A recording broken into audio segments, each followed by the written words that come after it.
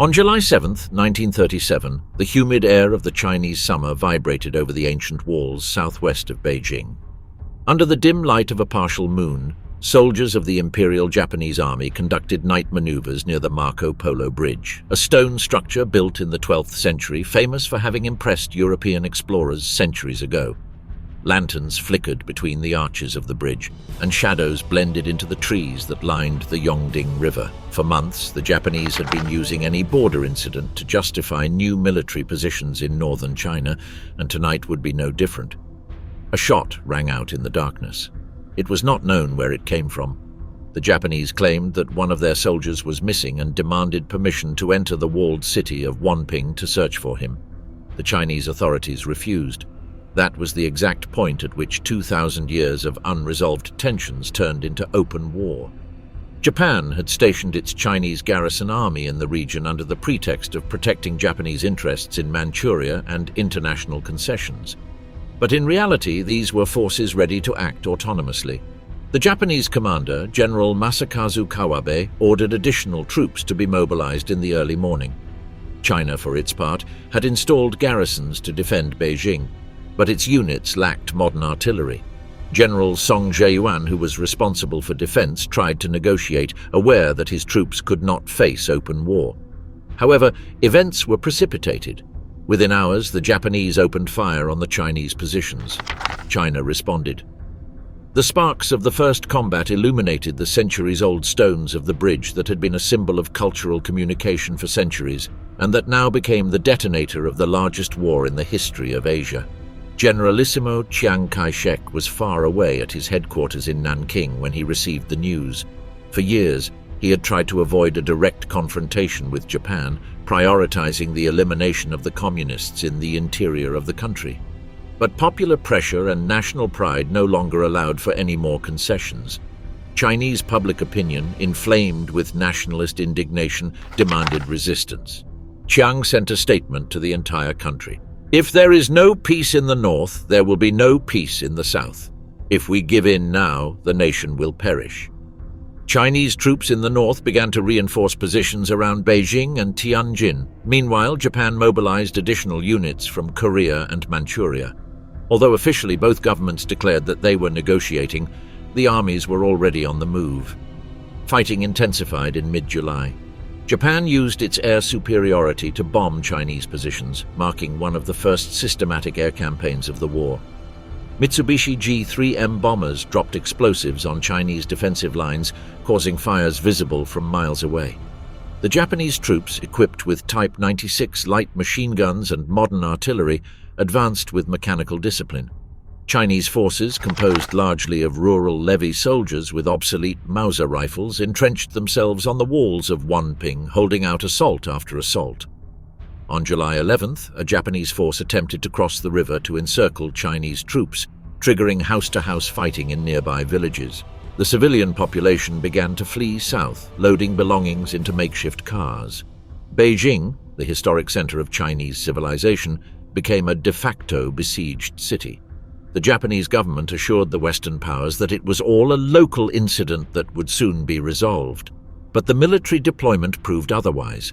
Within days, more than 150,000 Japanese troops were on the march into the heart of China. China declared that it would defend every city in the north. However, the technological difference was abysmal. Japan had Type 89 light tanks, heavy artillery, and air superiority. China depended on poorly trained soldiers and volunteers hastily mobilized by patriotic sentiment. The stories of peasants who left the fields to take up arms, convinced that the struggle would determine the fate of the country, multiplied. On July 28th, the Japanese launched a massive attack on Beijing and Tianjin. The city of Langfang fell within a few hours. Japanese artillery bombarded the walls of Beijing while its infantry advanced in close formation. General Song Jiayuan, after trying to resist, was forced to retreat. Beijing was occupied on July 29th. There were no surrender ceremonies. Japanese troops marched in through the Zhengyang Gate, imperial flags waving in the wind. The former capital of the Chinese Empire was now under foreign control, but the fall of Beijing did not stop the war. On the contrary, it intensified it. Japan hoped that a quick victory would force China to negotiate. Chiang Kai-shek responded by ordering the full mobilization of the country. On August 15, 1937, in a radio address, he declared, "I would rather sacrifice myself 1,000 times than give up an inch of territory." With those words, the conflict ceased to be a border incident and became an all-out war. Japan then adopted a strategy of multiple advances. From the north, it would occupy Hebei and Shandong. From Shanghai, he would control the east coast.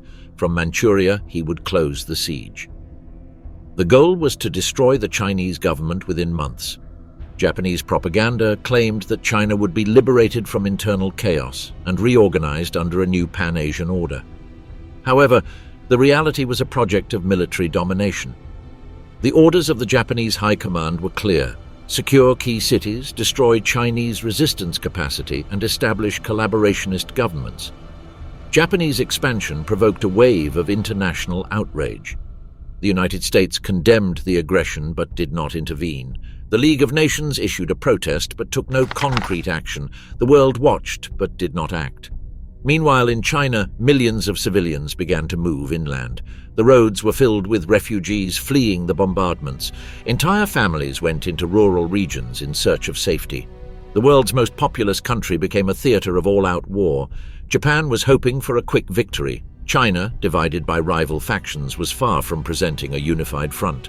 But the Japanese attack had an unexpected effect. It generated a wave of patriotism that united peasants, soldiers, intellectuals, and merchants under a single slogan: resist. Chiang Kai-shek left the provisional capital at Nanjing and moved to Wuhan, from where he directed the war. The factories were moved inland. Universities moved to mountain refuges. The war would not be a series of battles, but a struggle for national survival. Japan advanced with mechanical confidence. China responded with human sacrifice. Thus began the war that would consume the Asian continent for 8 years and forever change the balance of power in the world. At the Marco Polo Bridge, a night spark illuminated the beginning of the bloodiest conflict between two Asian nations in modern history. A conflict that could no longer be stopped by diplomacy, fear, or time. The dust from the first battle was still floating as Japanese tanks began to move south. The Forced Alliance, the Second United Front. In 1936, China was unprepared to face an all-out war against Japan. The country was fractured in internal wars, divided between the Kuomintang Nationalists and Mao Zedong's Communists. The two sides had been engaged in bloody campaigns for nearly a decade. Chiang Kai-shek, leader of the Nationalist government, believed that the Communists posed a more dangerous threat than Japan. For him, he must first pacify the interior before resisting foreign aggression.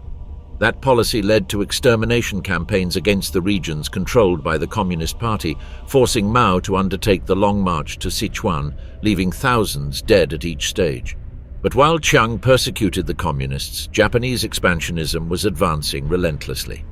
The invasion of Manchuria in 1931, the creation of the puppet state of Manchukuo, and the growing demands in the north showed that Japan would not stop. The Chinese people cried out for resistance. The cities were flooded with patriotic posters, revolutionary poems, and songs calling for the expulsion of the invader. Chiang ignored this popular sentiment. In December 1936, he made the decision to launch a new offensive against the communists in Yan'an, convinced that Mao must be destroyed before the inevitable conflict with Japan. It was the strategic move that would change China's destiny. General Zhang Xueliang, a former warlord of the northeast and heir to the lost territory in Manchuria, had fought the Japanese in 1931 and had seen his land fall without the central government sending reinforcements. To him, Chiang's passivity was a betrayal. Forced to fight the communists rather than regain his homeland, Zhang made a desperate decision. On December 12, 1936, in the city of Xi'an, his troops surrounded Chiang's residence and took him prisoner. It was an unprecedented coup, the Chinese head of state, captured by his own general with the aim of forcing him to change the course of the nation. Chiang, dressed in nightwear, was led to a cave on Mount Li. It was snowing outside. The captor general presented him with two options: form an alliance with the communists to fight Japan, or face death. Chiang refused to budge. He insisted that communism was the main threat. But the country was on the verge of collapse. Delegations of intellectuals, officials, and religious leaders sent messages calling for unity. Meanwhile, Mao watched events unfold from Yan'an. He knew that Chiang's capture could spark an all-out civil war or, for the first time, unite China. The Soviet Union, alarmed by the growth of Japanese power in Asia, intervened diplomatically. Stalin sent direct instructions to Mao not to execute Chiang. The priority was not communist revolution in China, but to stop Japan, which threatened Soviet interests in Manchuria and Siberia. Mao agreed to negotiate. Chiang was pressured psychologically, confronted with his historical responsibility. Zhang Shuiliang gave him letters from fallen officers in Manchuria, accounts from refugee families, and testimonies from soldiers killed without ever receiving support from the central government. The emotional impact was devastating. On December 25, 1936, Chiang signed a secret agreement. He agreed to cease the war against the communists and join forces against Japan. Thus, the Second United Front was born. Zhang Shuiliang personally handed Chiang over to the Nanjing authorities and was imprisoned for the rest of his life. His sacrifice sealed the covenant. Chiang maintained power, but his policy had been forced to change. In January 1937, the Kuomintang announced the suspension of the civil war. Mao responded by declaring that the Communist Party would support the national government in resisting Japan. The new coalition was fragile, built on mistrust. Nationalists feared that the Communists would take advantage of the war to expand their influence. The Communists feared that the Nationalist government would betray them as soon as Japan was defeated. However, both knew that confronting the Japanese Empire required all available resources. Mao and Chiang began to coordinate operations. The Communist troops were nominally integrated into the Nationalist Army under the name of the 8th Road Army and the new 4th Army, although they maintained their independent structure. The national propaganda called for unity. In the cities, rallies were organized in which former political enemies held hands in front of crowds chanting, "Save the nation from extinction." Meanwhile, Japan continued to advance. From Tokyo, the High Command watched with concern the alliance between nationalists and communists. For Japanese officials, the Union of China represented an unexpected obstacle. General Iwan Matsui wrote in a confidential report, "If China manages to overcome its internal differences, our campaign will be long and costly." But Emperor Hirohito approved the expansion plans, convinced that Japanese victory was inevitable. Japanese intelligence underestimated China's determination. In July 1937, when the Marco Polo Bridge Incident occurred, the Second United Front was just beginning to consolidate. Many nationalist officers still saw the communists as traitors. In the north, communist troops began to organize guerrillas in rural areas. Mao ordered not to confront the Japanese army head-on, but to wear it down with tactics of ambushes, destruction of supply lines, and capture of weapons. In contrast, Chiang Kai-shek opted for conventional warfare, using his best units to defend strategic cities. This strategic division would make a difference in the years that followed. The announcement of the alliance unified the country on the surface, but in reality, it created two parallel power networks. In Chongqing, the nationalist government established its provisional capital. In Yan'an, Mao founded an autonomous communist state, complete with underground schools, factories, and hospitals. Both sides claimed to fight for national liberation, but each prepared the ground for dominating China after the war. While Chiang sought international recognition, Mao cultivated peasant support. Both knew that the war against Japan would be long. Both were preparing for the civil war that would follow. The news of the Second United Front went around the world.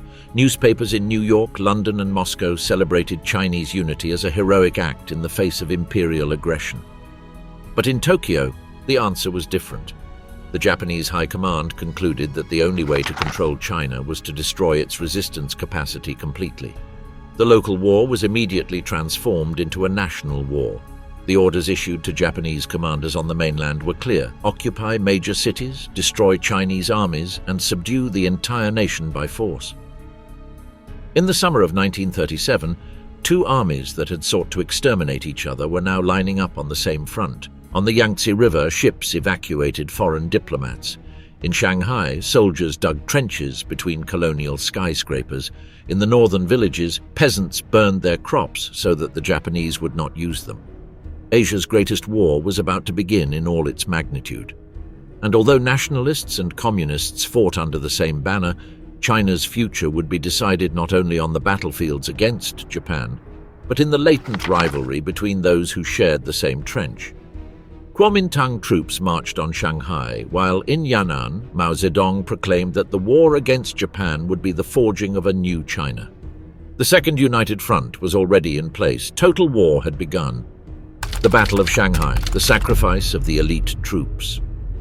On August 13, 1937, Shanghai was a city bustling with life and tension. Trams ran between Art Deco skyscrapers, nightclubs were still open, foreign banks were operating under British and American flags. But beneath that cosmopolitan facade, thousands of Chinese soldiers were already entrenched between the avenues, ready to turn Asia's richest metropolis into the continent's first major modern battlefield. Chiang Kai-shek had made a risky decision to engage the Japanese army in a frontal urban battle, confident that Shanghai's heroic resistance would force the Western powers to intervene. Instead of retreating inland, as many generals advised, he decided to concentrate his best divisions in the city, even though he knew that the enemy possessed air, naval, and artillery superiority. It was a desperate bid for international recognition. The Chinese forces deployed in Shanghai were the best the Kuomintang could offer. The German divisions trained under the supervision of advisors sent by General von Seeckt. Equipped with steel helmets, anti-tank guns, Krupp heavy artillery and Mauser rifles, these units had Western training and discipline unknown in most Chinese armies.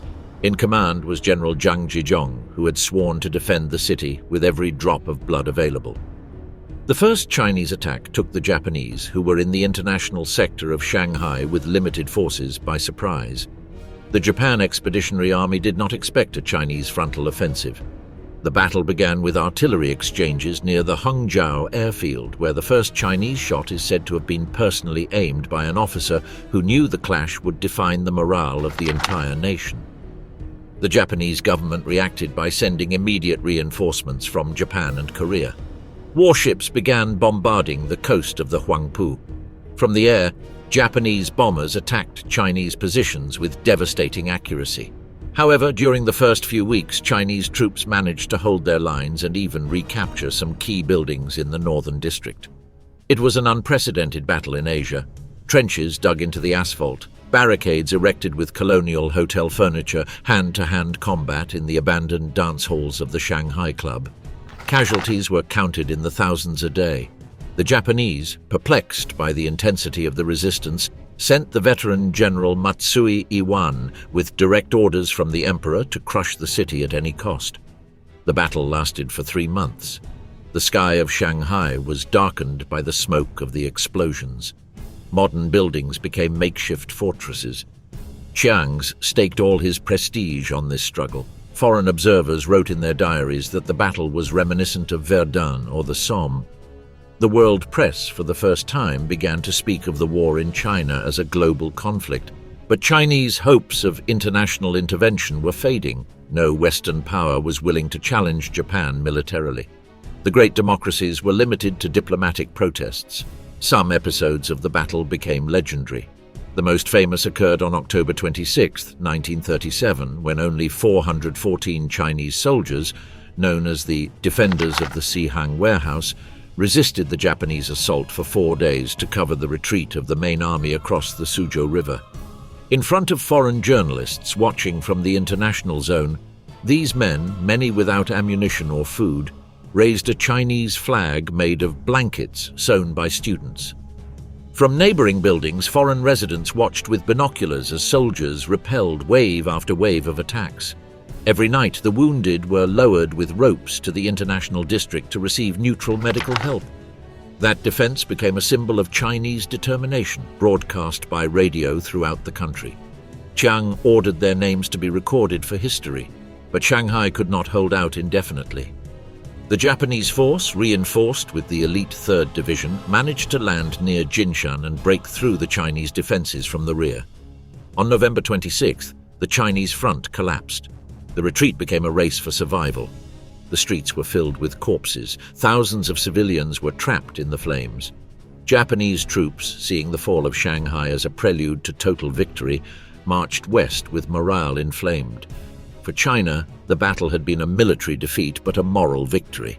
For the first time in modern history, an Asian army had not fled before the Japanese war machine, but had openly defied it and held out for 77 days.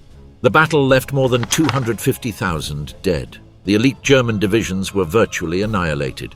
The Kuomintang lost many of its best officers. Chiang Kai-shek, upon receiving the final report, burst into tears. He knew that he had sacrificed the most valuable of his army, but he also knew that that blood had bought time to mobilize the rest of the country. Shanghai had been China's shield, albeit at unbearable cost. After his fall, the road to Nanjing was open. The Japanese army advanced with absolute confidence. The orders of the High Command were clear: to take the Chinese capital and destroy the enemy's will to resist.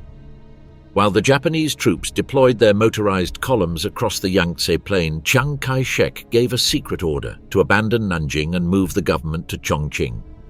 Some of his generals refused to evacuate. They believed that defending the capital was a patriotic duty. Chiang knew what was coming. In his diary he wrote, "The sacrifice that is coming will be remembered for 1,000 generations."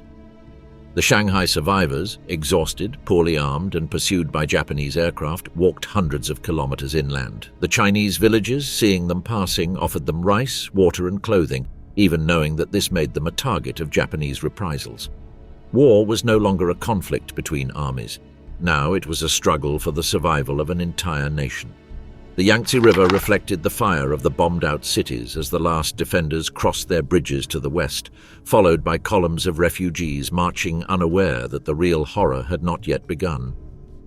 The fall of Nanjing and the most brutal massacre in Asia. On December 1st, 1937, the Japanese High Command issued the final order. The army was to take Nanjing, the capital of the Republic of China, and annihilate any resistance. The city, founded as an imperial capital centuries earlier, was a symbol of national unity. Its fall was to demonstrate to the Chinese people the futility of resisting. For Tokyo, it was not simply a matter of occupying a city, but of destroying the will of a people. The Japanese troops, emboldened after the victory in Shanghai, advanced with a ferocity fueled by military propaganda, urging them to mercilessly punish an enemy considered racially inferior. General Matsui Iwan, commander of the offensive, received direct instructions from Emperor Hirohito. Their divisions moved like a relentless gear. Along the roads leading to Nanjing, villages were razed one after another. Groups of refugees trying to escape were machine-gunned from the air. Survivors were rounded up in makeshift camps and executed en masse. The Japanese army pursued a policy of absolute terror, convinced that sowing panic would hasten Chinese surrender. Advanced units competed with each other to reach the capital first, dehumanizing the enemy and transforming the campaign into a hunt. Chiang Kai-shek understood that the defense of Nanking would be symbolic rather than strategic. He ordered the government to evacuate the city and move to Wuhan. He appointed General Tang Shengji as commander of the garrison, with the mission of fighting to the end. But the Chinese army was shattered. Many soldiers who had survived Shanghai were now marching without ammunition, barefoot, with untreated wounds. Even so, trenches were dug around the city. The bells of the temples rang out, calling on civilians to take shelter. Nanjing, a city of 1 million people, became a funnel of refugees arriving from the east. The streets were full of families carrying what they could on wheelbarrows and bicycles, looking for an escape that no longer existed. On December 10th, the Japanese began the assault. Heavy artillery opened fire from the surrounding hills, turning the ancient walls into cascades of pulverized stone. The planes bombed hospitals, train stations, ministries, and schools. Chinese authorities declared martial law. Radio stations broadcast patriotic marches interspersed with warnings of impending attack. Meanwhile, a group of foreigners made up of missionaries, businessmen, and doctors decided to remain in the city to create the so-called security zone, a strip of a few square miles where they hoped to protect the civilian population. Among them was John Rabe, a German businessman and member of the Nazi Party, who would use his membership in the Reich to try to curb Japanese brutality. On December 12th, the defenders began defecting en masse. Orders to withdraw were not properly communicated, and thousands of Chinese soldiers fled in disarray towards the Yangtze River. The ships that were supposed to evacuate them were sunk by Japanese bombers. The soldiers who could not escape took off their uniforms and tried to blend in with the civilian population. When the Japanese entered the city on December 13th, they found a defenseless city. The imperial troops immediately began a systematic operation of extermination. The Nanjing Massacre unfolded with unprecedented ferocity. The Japanese troops received unwritten but clearly understood orders not to take prisoners. Captured Chinese soldiers, even those who had surrendered peacefully, were lined up on the banks of the Yangtze and machine-gunned in batches of thousands. The bodies were thrown into the river or burned. The Japanese used bayonets to save ammunition. Some officers organized macabre competitions to see who could behead the most prisoners in the shortest time. In a diary found after the war, a Japanese officer wrote, "Blood formed channels between the cobblestones." There was nowhere to step other than a body. The execution of soldiers was followed by systematic looting. The houses were set on fire. Civilians were dragged into the streets. Women, regardless of age, were victims of mass rape. Later testimonies spoke of 8-year-old girls and 70-year-old women repeatedly subdued by groups of soldiers.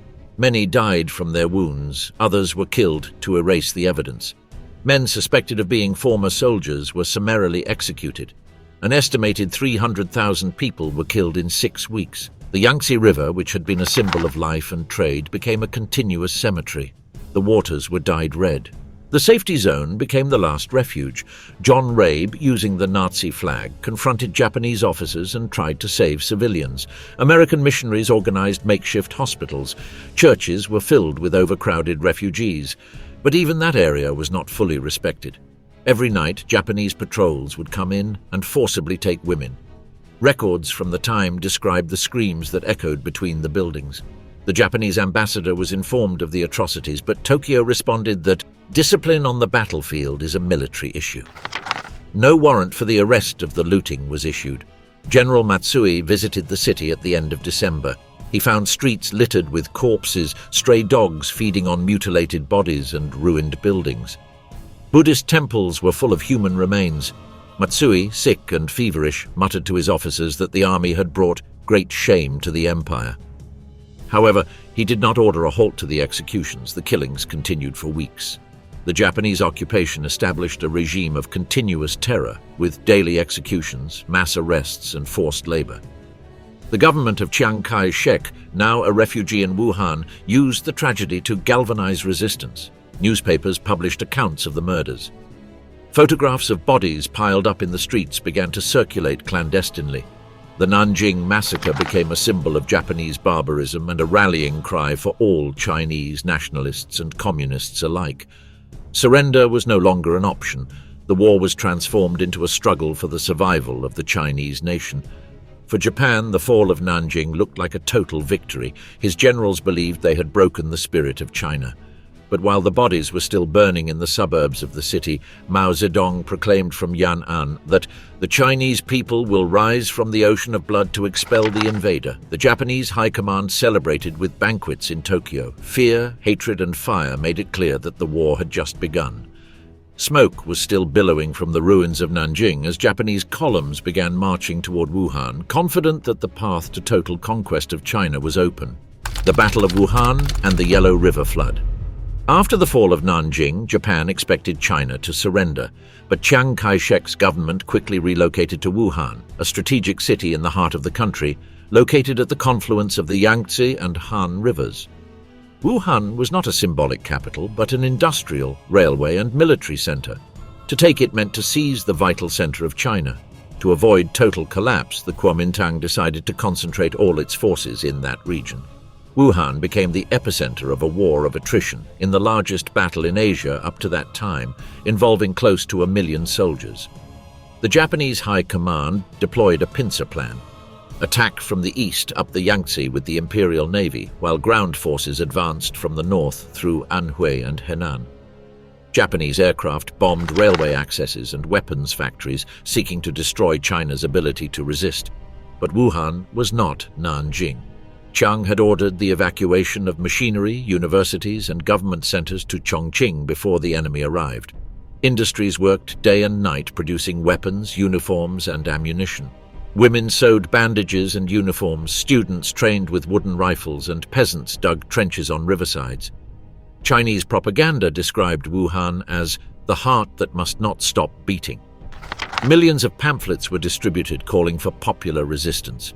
Meanwhile, Mao Zedong sent the 8th Route Army to harass the Japanese lines from the rear.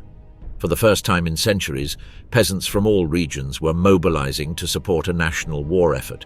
Chiang's speeches proclaimed that to resist in Wuhan was to resist for civilization itself.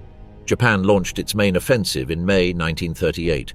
The soldiers advanced under extreme temperatures, carrying heavy machine guns and flamethrowers. Along the Yangtze, warships bombarded coastal positions endlessly. But China had mined the approaches with makeshift fortifications, machine gun nests, and barricades built of sandbags and overturned train cars. The early Japanese offensives were met with tenacious defense. The Chinese Air Corps, reinforced with Soviet Polikarpov aircraft and foreign volunteer pilots, managed to shoot down Japanese bombers in the sky over Wuhan, something unthinkable months earlier. The combat was transformed into a brutal war of attrition. The hills around Wuhan changed hands several times a day. The Japanese used poison gas attacks to dislodge the defenders. Chinese infantry responded with inverted banzai attacks, rushing into Japanese positions shouting, "For the nation! For the family!" The casualties were devastating. The waters of the Yangtze were full of bodies. The villages were burning continuously, but the battle was not decided. Japan needed a final blow. It was then that Chiang Kai-shek made a decision that would forever alter the course of war and the history of China's oldest river. He ordered the destruction of the Yellow River dikes to slow the Japanese advance. On June 9, 1938, Chinese engineers planted explosives at the Huaiwanku Dam near Jiangzhou. The detonation broke through the millenary walls and released one of the most powerful flows on the planet. The water rushed into the eastern plains with unstoppable force, flooding hundreds of villages in a matter of hours.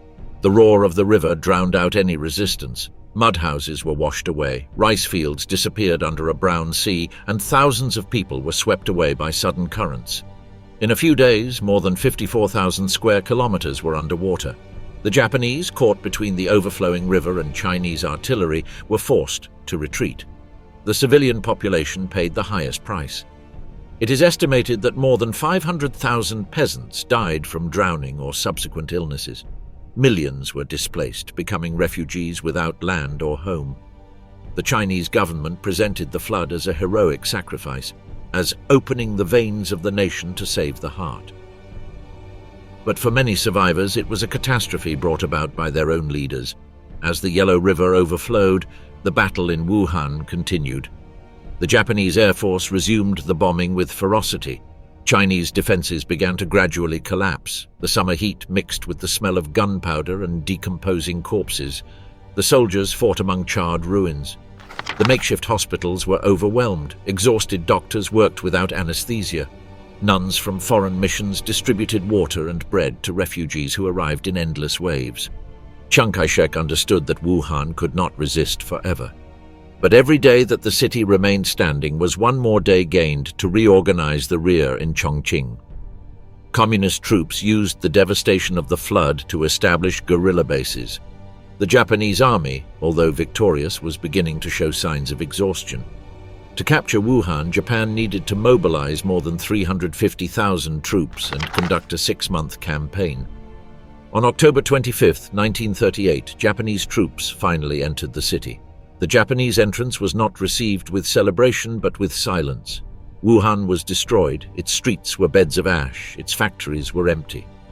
The Japanese had won the battle but not the war. Chiang ordered the final retreat of the army to Chongqing, which was now becoming the new capital of the Chinese resistance. The Yellow River remained overflowing, covering much of eastern China under a blanket of destruction.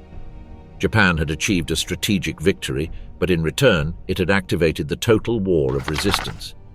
The Chinese government, far from surrendering, proclaimed that the struggle would continue to the last corner of the country. For Japan, the fall of Wuhan should have meant the end of the war. For China, it was just the beginning of a protracted war of resistance that would extend to the far reaches of the nation. The last Chinese convoy left Wuhan while in the surrounding hills, Japanese columns raised the imperial flag in front of a horizon covered by the murky water of the Yellow River. The hidden atrocities, the experiments of 731 Squadron. In China's remote northeast, on the vast icy plains of Manchuria, where the winter wind blew like an endless blade, the Imperial Japanese Army built one of the most sinister complexes in modern history. It was officially known as the Kwantung Army's Epidemic Prevention and Water Purification Unit, but its real name, whispered by prisoners and soldiers, was Squadron 731. There, under the command of General Shiro Ishii, a brilliant doctor and absolute devotee of the Emperor, a secret biological warfare program was developed whose objective was not to research diseases to cure them, but to perfect them to exterminate entire populations. Shiro Ishii had been sent to Europe in the 1920s to observe Western scientific advances. He returned convinced that the war of the future would not be won with bullets or cannons, but with bacteria. For him, human life was experimental material and science, an instrument of Japanese imperial destiny. In 1932, it was granted permission to build facilities at Pingfang near Harbin. The complex was vast, more than 6 square kilometers of laboratories, containment cells, cold rooms, incinerators, and open-air test fields. Surrounded by electrified barbed wire and armed guards, Pingfang did not exist on any official map of the empire. The prisoners were called maruta, logs of wood. That's what the researchers called them, stripping them of their humanity. No one came out of there alive.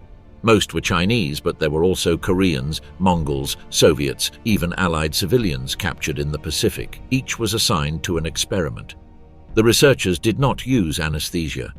The dissections were performed with the patient conscious, while recording the reaction of the human body to diseases, wounds, and extreme temperatures.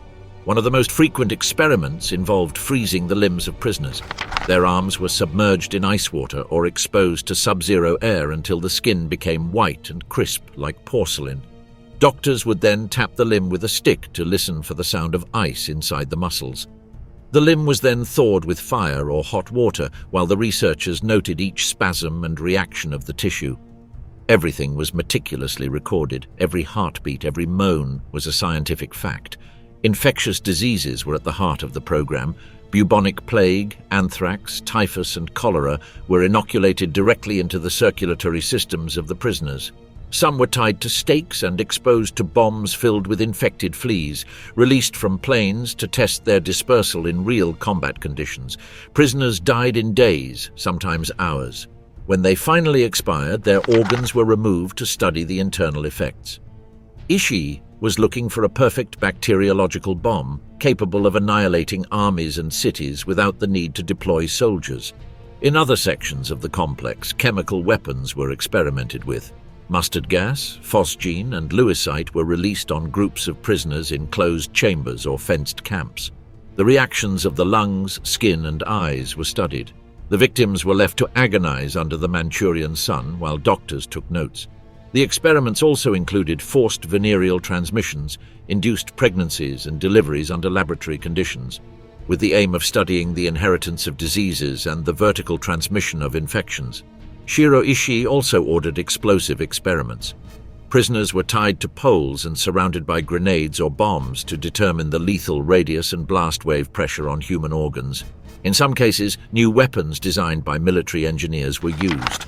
The bodies were then analyzed on stainless steel tables. Doctors wore white coats as they discussed death rates as if discussing a mathematical formula.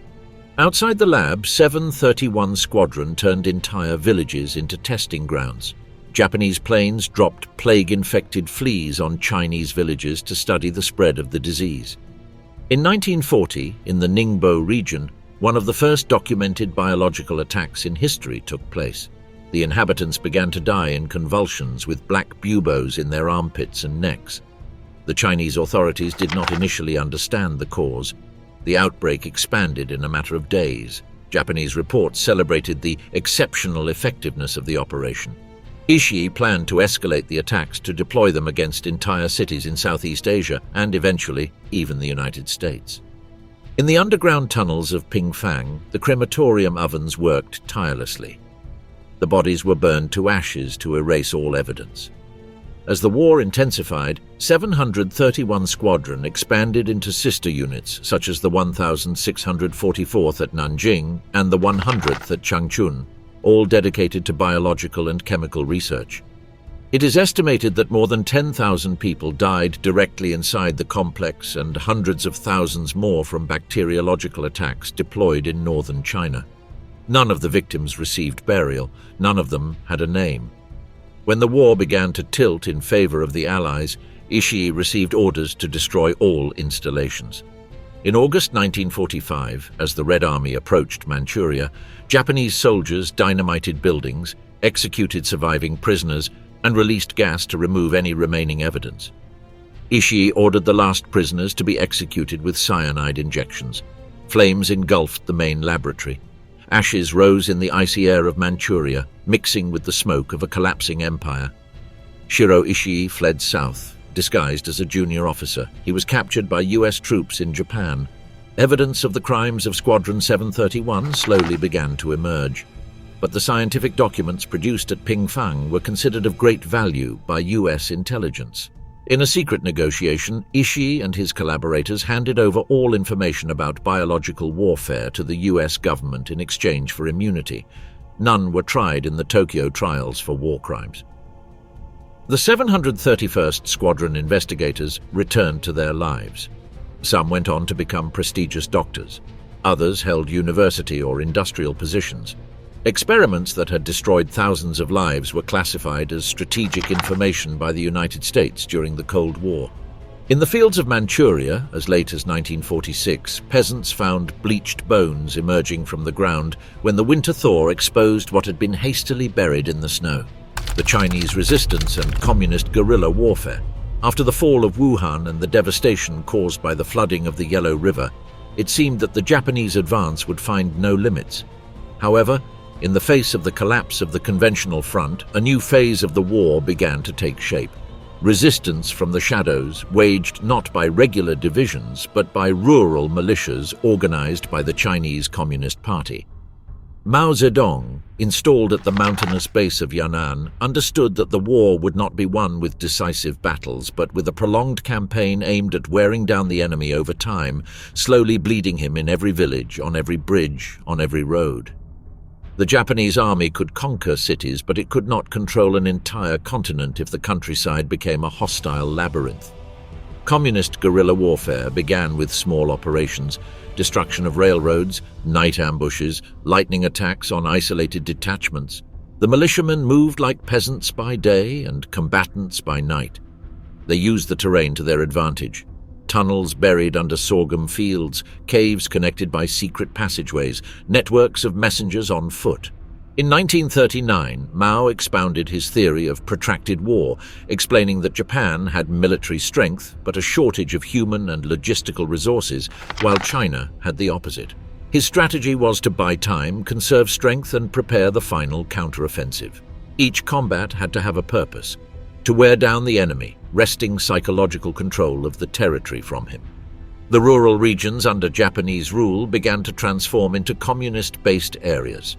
Villages organized self-government committees, where peasants participated in assemblies, redistributed land, and established rudimentary schools and hospitals.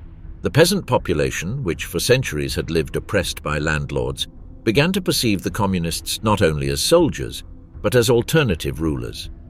Mao reinforced his political power with strict discipline. Every soldier had to pay for what he took from the people. Rape, looting, and mistreatment were prohibited.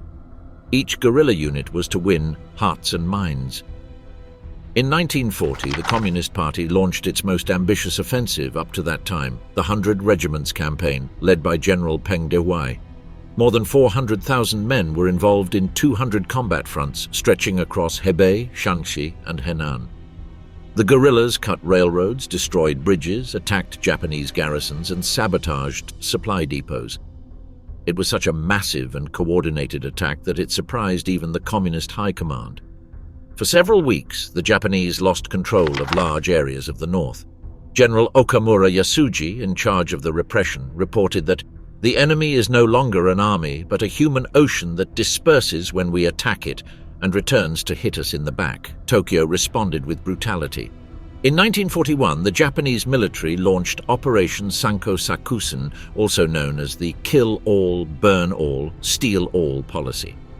Japanese units were ordered to destroy anything that could sustain the guerrillas. Entire villages were burned, crops burned, wells polluted. Japanese troops surrounded rural areas, concentrated the population in internment camps, and executed anyone suspected of collaborating with the communists. It is estimated that more than 2 million civilians died from starvation, executions, or disease. But far from breaking the resistance, this campaign intensified peasant resentment against Japan and increased support for the guerrillas. Guerrilla warfare became an information war. Communist units set up intelligence networks that transmitted Japanese movements through signals with flags, mirrors, or even folk songs adapted with coded messages. On rural roads, an overturned wagon or a child playing with a kite could indicate the presence of an enemy patrol.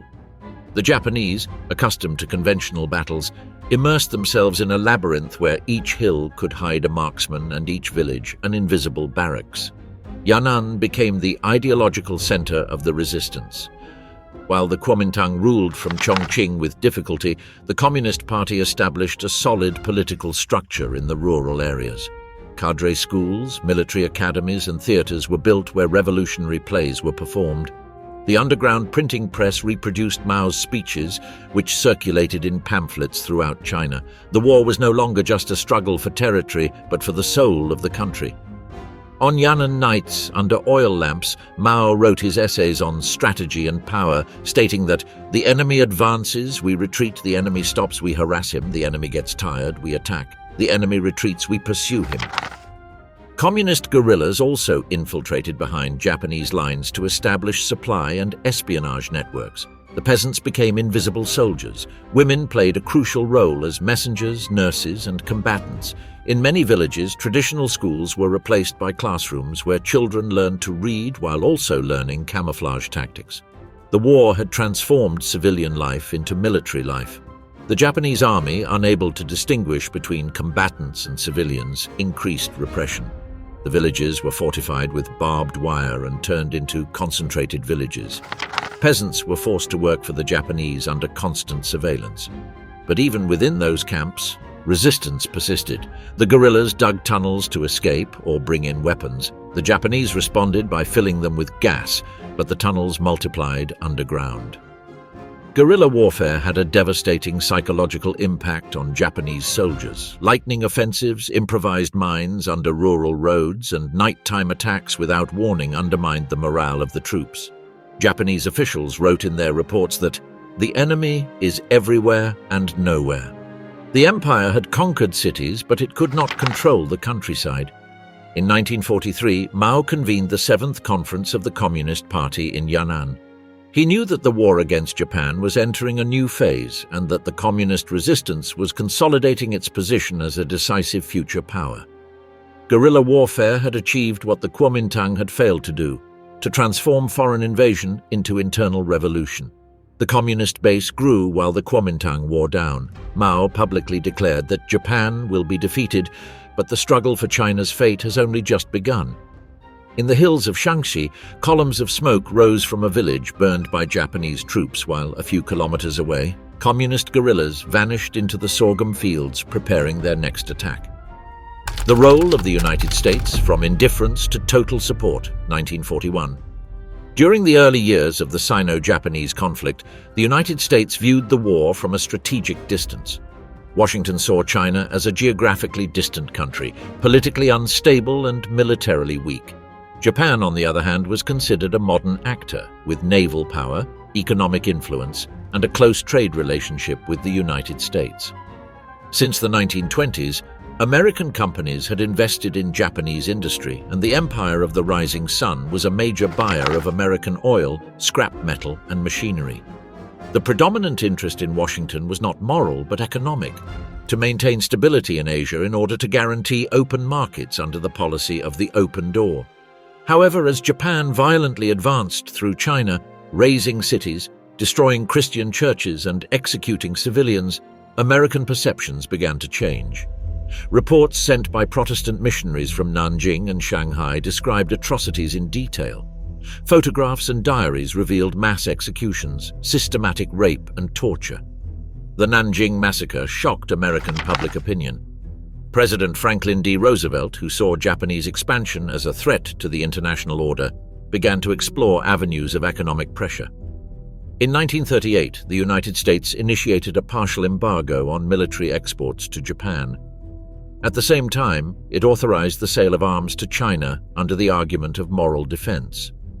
Roosevelt approved special credits for Chiang Kai-shek's government and facilitated the shipment of planes, trucks, and medical supplies. But help was limited. China was isolated by land and sea. The sea lanes were blocked by the Japanese Navy, and the mainland access had been controlled since 1939, when Japan occupied the main eastern lanes. The Chinese government moved its capital to Chongqing in the mountainous interior of the country, away from the range of Japanese long-range bombers. However, Japan soon attacked that region as well. In 1939, systematic bombing of Chongqing began. Twin-engine Mitsubishi G-3M planes dropped incendiary bombs that turned wooden roofs into gigantic bonfires. Thousands of civilians sought refuge in caves where they died of suffocation due to the smoke.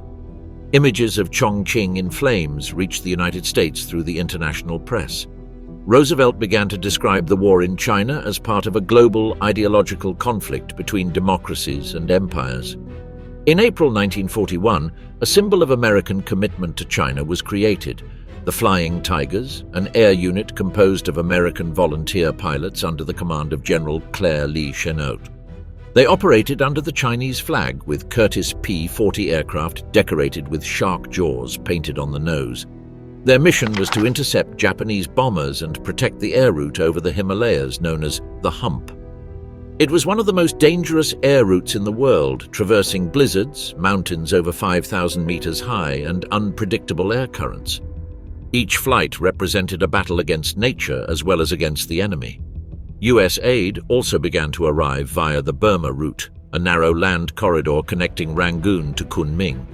From there, caravans of trucks loaded with weapons, ammunition, and food traversed mountain roads into China's interior. Chinese workers, many of them untrained civilians, widened roads under constant bombardment. Every kilometer of road cost lives. The Burma corridor became the vital artery for the Chinese resistance. Meanwhile, Japan continued to expand. The invasion of French Indochina in 1940 alarmed Washington. Japan was getting dangerously close to the British and Dutch colonies, as well as threatening Southeast Asia's supply of tin, rubber, and oil. The United States responded by freezing Japanese assets on US soil and establishing a total oil embargo in July 1941. Without that resource, the Japanese war machine would grind to a halt in a matter of months. For the hawks in the Japanese government, the conclusion was clear. They must forcibly seize Southeast Asia's resources before the embargo completely strangled them. On December 7, 1941, Japan attacked the US naval base at Pearl Harbor. The next day, the United States declared war on Japan. The Sino-Japanese conflict officially became part of World War II. China, which had resisted alone since 1937, has now become one of the four great allies, along with the United States, the Soviet Union, and the United Kingdom. The entry of the United States into the war transformed the scenario. Washington established the China Relief and Rehabilitation Administration and sent military advisors directly to Chongqing. The skies over China began to fill with C-47 and B-24 freighters carrying everything from supplies to paratroopers for covert operations. Claire Chennault was promoted and placed in command of the US 14th Air Force in China. From secret bases in Guilin and Kunming, their pilots attacked Japanese supply lines, destroying bridges and trains. The Japanese army, which until then had dominated the air, began to lose its air superiority. Chiang Kai-shek became a strategic ally of Roosevelt. His wife, Sung Mei-ling, educated in the United States, gave a historic speech to the US Congress in February 1943, appealing for solidarity and describing China as the first front of freedom against totalitarianism. She received a standing ovation. Beneath the surface, however, tensions were growing between Washington and Chongqing. US advisors criticized corruption within the Kuomintang, logistical inefficiency, and the diversion of supplies. At the same time, many observers began to notice that while the Nationalist army was weakening, the Communist army was quietly growing. The relationship between the United States and China was becoming complex, but military support was undeniable. In 1942, the Lido Highway, which connected India to China through the Burmese jungle, was reopened. The Himalayan air route, the Hump, became the most dangerous but indispensable channel for delivering aviation fuel. Each barrel transported represented the difference between the Chinese defense and its collapse.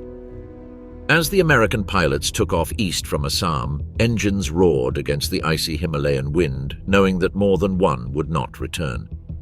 On the tarmac, a shipment of weapons and quinine was waiting for its turn to fly to the city of Kunming, where the Chinese front was preparing to resist the next Japanese offensive. Operation Ichigo, the final Japanese offensive in China, 1944. In the spring of 1944, as World War II was reaching its turning point, the Japanese Empire decided to launch the largest ground operation in its history, Operation Ichigo. The goal was both ambitious and desperate. Japan faced the advance of the United States in the Pacific, the pressure of the British in Burma, and the growing isolation of its forces in China. To reverse the situation, the Japanese High Command devised a plan to open a land corridor from Manchuria to Southeast Asia, allowing troops and resources to be moved without relying on the sea, where the Imperial Navy was being defeated.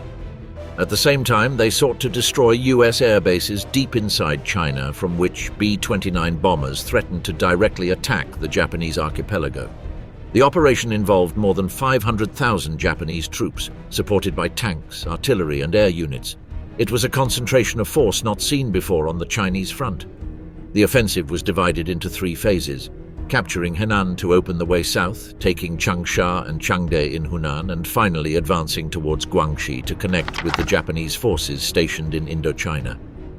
If they succeeded, Japan would consolidate its dominance of central China and possibly force Chiang Kai-shek to surrender. The Chinese Nationalist army, weakened by years of war and plagued by internal corruption, was in no position to stop the onslaught. Chiang relied on American air protection, but the Japanese offensive was moving quickly, destroying airstrips, bridges, and railway lines before Allied forces could react. The first phase began in April 1944 with massive attacks in Henan province. Chinese defenses collapsed within days. Japanese soldiers, hardened by years of occupation, advanced through newly blooming wheat fields, leaving behind plumes of smoke and destroyed villages. The collapse of Henan sparked an unprecedented human exodus. Hundreds of thousands of civilians fled west, crossing rivers on foot, carrying children and the elderly into makeshift wheelbarrows. U.S. officers accompanying the Chinese military reported scenes of despair. Chennault, commander of the U.S. 14th Air Force in China, requested strategic air reinforcements, but Washington focused its resources primarily on the Pacific Front. Chiang Kai-shek sent desperate telegrams to Roosevelt, declaring that if China fell, millions of Japanese soldiers would be released to fight the United States and the United Kingdom. The second phase of the offensive focused on the provinces of Hunan and Jiangxi. The city of Changsha, which had withstood 3 previous capture attempts, finally fell on June 18, 1944. The Japanese had learned from their past defeats and applied enveloping tactics that cut off Chinese supply routes. The city was razed to the ground. Japanese troops executed prisoners, requisitioned food, and expelled the civilian population. From Changsha, the Japanese army headed south with increasing ferocity. As the columns advanced, the Japanese rebuilt railroads as they conquered territory, using thousands of Chinese laborers forced to work under armed guard. Many died on the construction sites. Within weeks, the railway line between Zhengzhou and Changsha was connected under Japanese control. The land advance, slow but relentless, kept pace with an imperial gear that refused to stop despite the growing shortage of supplies. In the summer of 1944, the offensive entered its 3rd phase, heading south toward Guangxi province. The ultimate goal was to take Liuzhou and Guilin, strategic cities from where American bombers operated. At the same time, Japan wanted to link its forces stationed in northern Indochina, creating a continuous corridor from Korea to Vietnam. The operation no longer sought only to destroy air bases, it sought to cut the country in 2 and definitively suffocate the nationalist government. Chiang Kai-shek ordered to resist to the last man, but Chinese units were weakened and poorly supplied. Many divisions had only light weapons and lacked air support. In September 1944, Japanese forces surrounded Guilin. Civilians dug trenches in school playgrounds. US-trained Chinese officers defended the city building by building, but the number of Japanese soldiers outnumbered 10-1. Guilin fell on November 10th. The fall of Liuzhou followed a few days later. Japanese forces had advanced more than 1,500 kilometers, connecting their positions in Manchuria with Southeast Asia. Although Japan achieved its territorial objective, the offensive had devastating strategic consequences. To conquer so many cities, the Japanese army had stretched its supply lines to the limit. The routes were plagued by constant attacks by communist and nationalist guerrillas. The bridges were blown up just hours after they were built. Trains were attacked by American planes. Disease, hunger, and fatigue began to affect the Japanese soldiers. Moreover, the conquest of Chinese territory did not stop the US bombing. Faced with the fall of bases in China, the United States moved its B-29 bombers to the Mariana Islands. From there, planes took off into the heart of the Japanese Empire, setting Tokyo and dozens of cities ablaze in overnight attacks. Operation Ichigo had succeeded in driving the Americans out of China's interior, but it had not stopped the final attack on Japan. As Japanese columns stalled in southern China, American bombers began to cover the Pacific sky. For China, the offensive was devastating. Chiang Kai-shek's army lost more than 400,000 soldiers killed, wounded, and deserted. Morale fell to critical levels. The civilian population was subjected to new waves of violence. The railway network came under Japanese control, and much of the country's central territory was cut off from the provisional capital at Chongqing. However, Japanese control was superficial.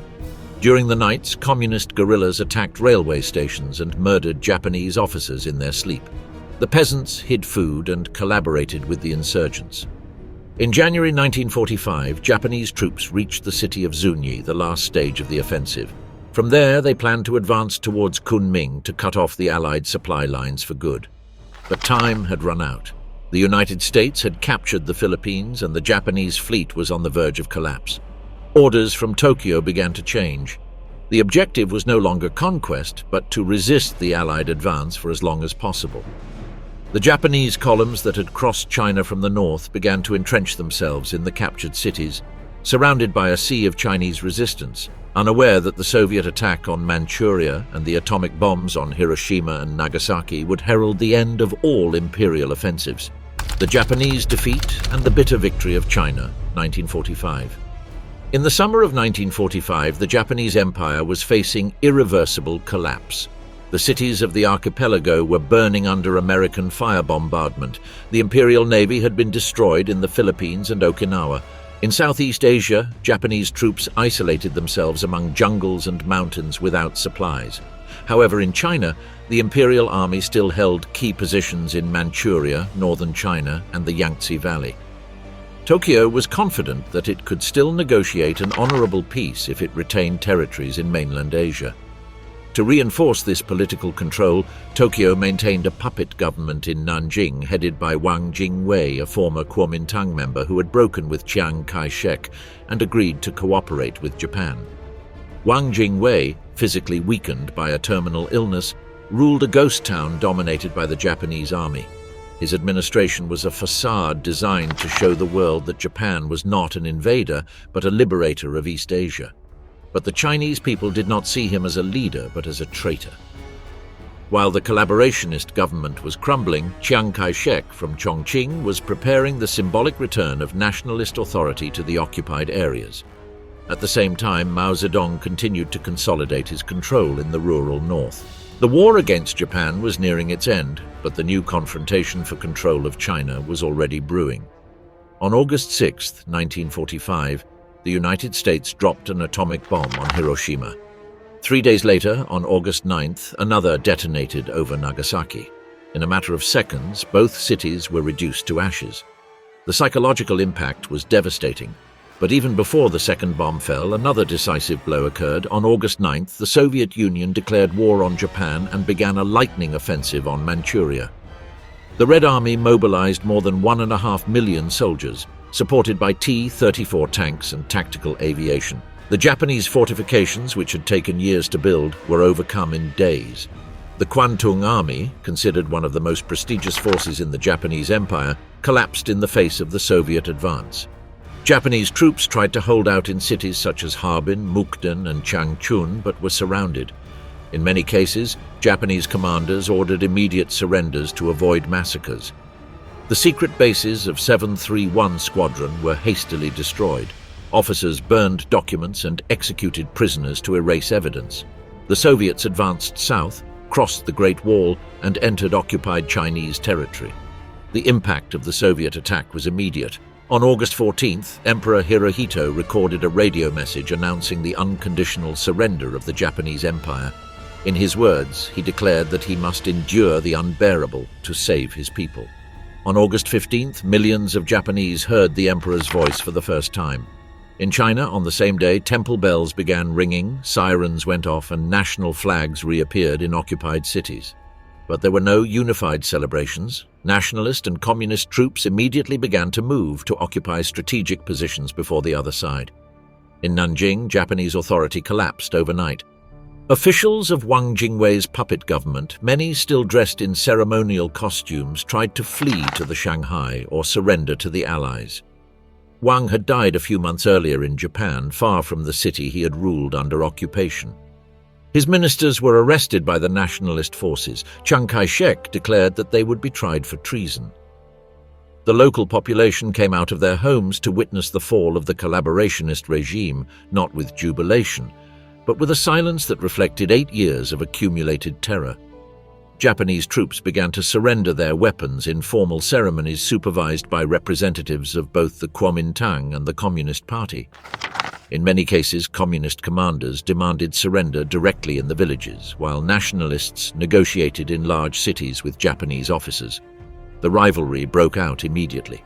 Every weapon surrendered by a Japanese soldier was a potential weapon for the next war between Chinese. The Americans airlifted nationalist troops north to prevent the communists from taking control of Manchuria. Stalin, for his part, allowed the communists to occupy abandoned Japanese arsenals. In the liberated cities, survivors were leaving bomb shelters. Hospitals were filled with civilians who had suffered from bombardment and starvation for years. The streets were covered with banners proclaiming victory, but the country was exhausted. More than 20 million Chinese had died since 1937.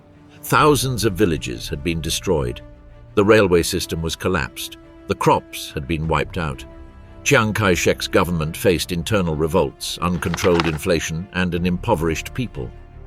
Meanwhile, the communist base had grown during the war, establishing parallel governments in vast rural regions.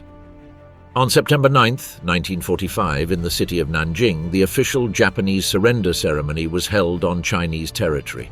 General Yasuji Okamura, head of the Japanese forces in China, signed the capitulation before General He Ying-kin, representative of the nationalist government. On the table, covered with the flag of the Republic of China, the surrender documents were placed. The Japanese officers, standing silently, surrendered their ceremonial swords. It was a solemn act, without cheers, without triumphalist speeches. The war in China formally ended at that moment. But while the documents were being signed, Red Army columns were still advancing into Manchuria, and Chinese communist forces were seizing Japanese arsenals at Changchun and Mukden. Train stations were filled with nationalist troops carried by American planes. In Yan'an, Mao Zedong convened his Central Committee to prepare for the next phase. The victory over Japan did not bring peace, it brought a new battlefield. On the streets of Chongqing, Chiang Kai-shek watched telegrams with reports of surrender, while to the north, red flags flew over the former Japanese garrisons in Manchuria.